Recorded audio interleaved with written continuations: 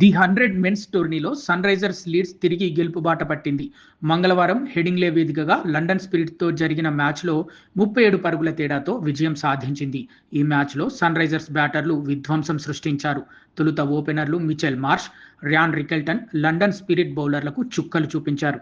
వీరిద్దరూ హెడింగ్లే గ్రౌండ్లో సిక్సర్ల వర్షం కురిపించారు. మార్ష్ 24 బంతుల్లోనే హాఫ్ సెంచరీ పూర్తి చేసుకోగా, రికెల్టన్ కేవలం 21 బంతుల్లోనే అర్ధశతకం బాదాడు. వీరిద్దరూ తొలి వికెట్కు కేవలం 54 బంతుల్లోనే 131 పరుగుల భారీ భాగస్వామ్యం నెలకొల్పారు. దీంతో పురుషుల 100 లీగ్లో అత్యధిక భాగస్వామ్యం నమోదు చేసిన ఓపెనింగ్ జోడీగా మార్ష్, రికెల్టన్ రికార్డు సృష్టించారు. మార్ష్ 37 బంతుల్లో 6 ఫోర్లు, 7 సిక్స్లతో 76 పరుగులు చేసి అవుటైనప్పటికీ రికెల్టన్ మాత్రం తన దూకుడును కొనసాగించాడు. ర్యాన్ కేవలం 42 బంతుల్లో 6 ఫోర్లు, 8 సిక్స్లతో 94 పరుగులు చేసి అజేయంగా నిలిచాడు. First down batter Harry Brook 18 బంతుల్లో 5 ఫోర్లు, 5 సిక్స్లతో మెరుపు ఇన్నింగ్స్ ఆడాడు.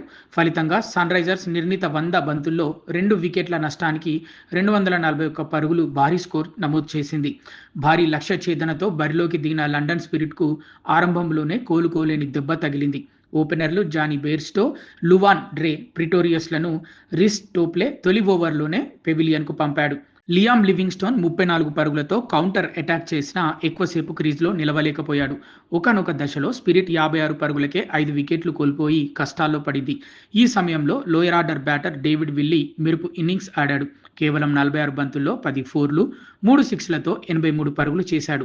విల్లీతో పాటు ఓవర్టన్ 15 బంతుల్లో 27 పరుగులతో దూకుడుగా ఆడాడు. కానీ అప్పటికే జరగాల్సిన నష్టం జరిగిపోయింది. దీంతో లండన్ నిర్ణీత 100 బంతుల్లో 6 వికెట్లు కోల్పోయి 204 పరుగులకే పరిమితమైంది.